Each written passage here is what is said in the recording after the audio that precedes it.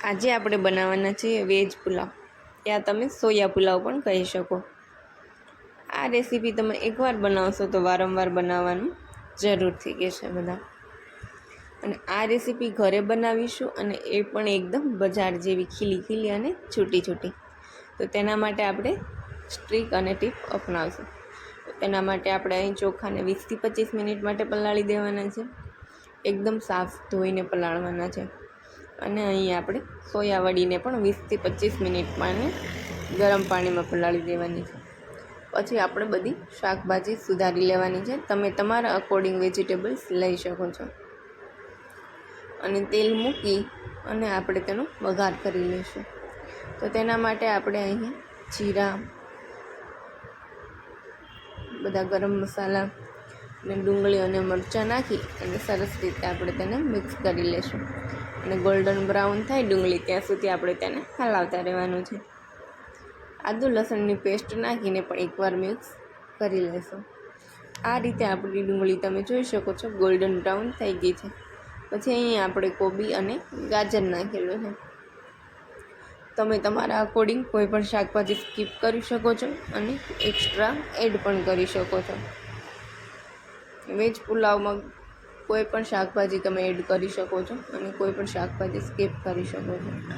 પણ જો આ રીતે બધી વેજીટેબલ્સ નાખશો તો ખૂબ જ હેલ્ધી અને સુપર ટેસ્ટી બનશે અને બાળકો માટે બેસ્ટ રેસીપી રહેશે। પછી આપણે હિંગ અને હળદર પાછળથી નાખેલી છે, તેનાથી તેનો ટેસ્ટ છે જળવાઈ રહે। સોયા વડીમાંથી એકદમ પાણી નીચોવી અને આપણે સોયા વડી નાખેલી છે। પછી કેપ્સિકમ મરચાં અને વટાણા લઈ લેવાના છે અને તેને સરસ રીતે મિક્સ કરી અને આપણે એમાં લાસ્ટમાં ટમેટાં લઈ લઈશું। ટમેટામાં પાણી વધારે હોય છે એટલે આપણે તેને લાસ્ટમાં રાખેલા છે।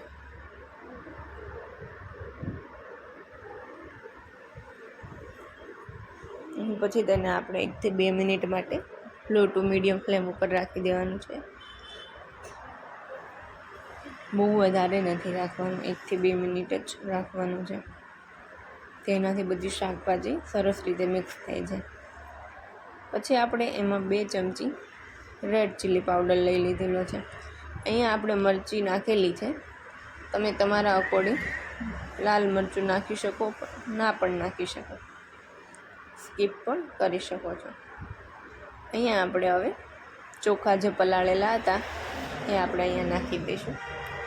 પલાળેલા હતા એટલે એ એકદમ તૂટવાની હારે થઈ ગયા હોય છે, એટલે એને એકદમ સોફ્ટલી હલાવી લેવાના છે 1 થી 2 વાર। અને પછી એમાં આપણે પાણી એડ કરીશું। પાણી અહીં આપણે વધારે એડ નથી કરવાનું, કેમ કે અહીં આપણે સોયા વડીને પણ પલાળેલી હતી અને ચોખાને પણ 20 થી 25 મિનિટ માટે પલાળેલા હતા, જેનાથી એ પાણી બહુ એબ્ઝોર્બ નહીં કરે। એકદમ ખીલા ખીલા બનાવવા હોય તો અહીં આપણે પાણીનું પ્રમાણ છે એ આ રીતે ચોખા ડૂબે એટલું જ આપણે લેવાનું છે, વધારે લેવાનું નથી।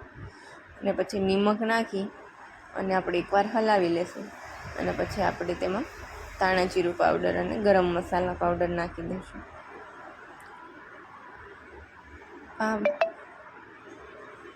આ રીતે મિક્સ કરી અને આપણે તેને 5 મિનિટ માટે રાખવાનું છે। 5 મિનિટમાં આપણા સોયા વડી બનીને તૈયાર થઈ જશે। અહીં આપણા વેજ પુલાવ કહો કે પછી સોયા વેજ પુલાવ કહો, બનીને રેડી થઈ ગયા છે। તો તમને અમારી રેસીપી કેવી લાગી જરૂરથી કમેન્ટ કરજો।